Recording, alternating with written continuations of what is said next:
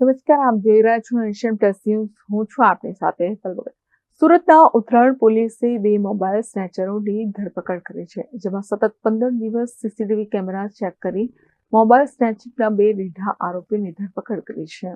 સુરતના ઉત્તરાયણ પોલીસે 2 મોબાઈલ સ્નેચરોની ધરપકડ કરી છે. સતત 15 દિવસ સીસીટીવી કેમેરા ચેક કરી મોબાઈલ સ્નેચિંગના 2 રીઢા આરોપીની ધરપકડ કરી છે, જેમાં પોલીસે આરોપીને પકડી મોટરસાયકલ અને 6 નંગ મોબાઈલ ફોન કબજે કર્યા છે. તો શિવમ ઉર્ફે છોટુ સુરેન્દ્રભાઈ બધેલ અને વિકાસ શેષનાથ સિંહની ધરપકડ કરી છે.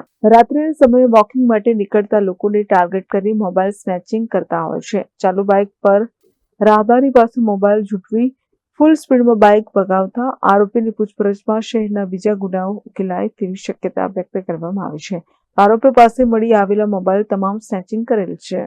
Report nation plus news Surat. સમાચારોના સતત અપડેટ મેળવવા માટે અમારી નેશન પ્લસ ન્યૂઝની યુટ્યુબ ચેનલને સબસ્ક્રાઇબ કરો, બેલ આઇકન દબાવો અને જોડાયેલા રહો ફેસબુક, ઇન્સ્ટાગ્રામ અને ટ્વિટર પર.